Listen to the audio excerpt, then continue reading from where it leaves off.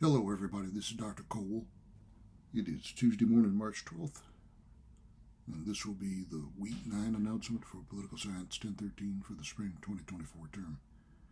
Everyone, I checked my email this morning, and a student asked about the video, and I realized it had slipped my mind to get the video out over the weekend.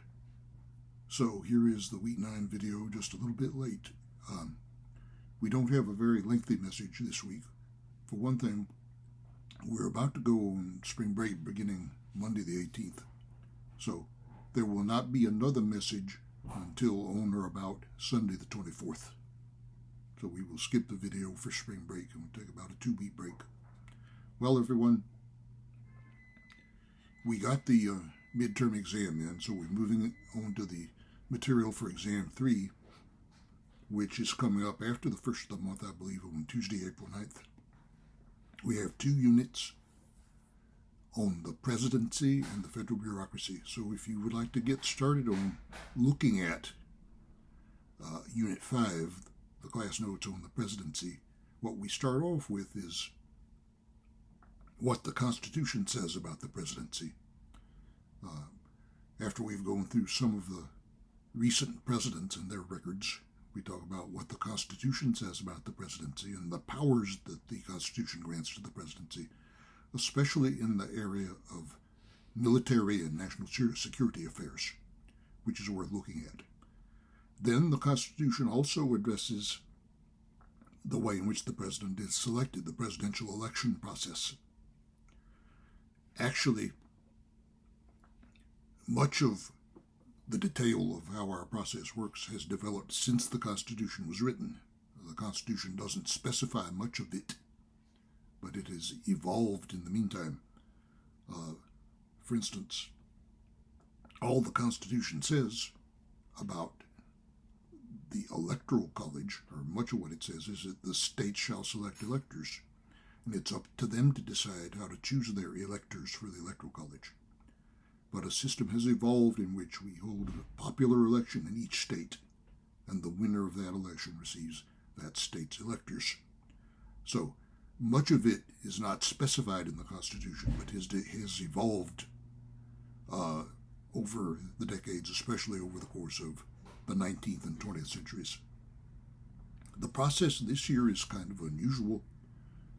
One unusual thing about it, about the way it works, is the length of time over which it is stretched out. The campaign generally is well underway by the year before the actual election. One thing unusual about this time is we don't have very much competition in either the Democratic or the Republican parties. In fact, by now, the candidates have just about clinched the number of delegates that they need to win a majority at the Democratic and the Republican conventions, Mr. Biden and Mr. Trump. In fact, that may happen as early as tonight, the 12th, when a few states will be having their primaries.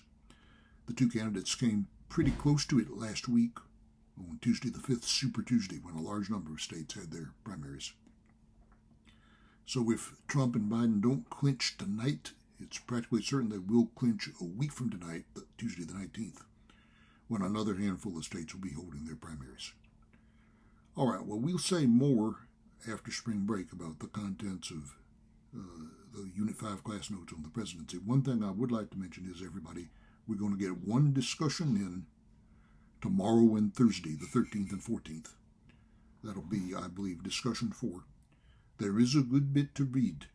These are newspaper columns and magazine articles, but a couple of them are lengthy. There are a total of 4 that I put in that message. So I hope you will get to look at those. You look at the topic for the discussion, and it is kind of important, shall we say. Something important for us to think about as this November presidential election approaches. So that will be taking place tomorrow and Thursday before we go for spring break. All right then, everybody, that is it for the belated Week 9 video. We'll be talking to everybody again at the end of the month on or about the 24th. So study hard this week and then have a good spring break, and we will talk to you again when we come back to school the last week of the month after spring break. Thanks a lot.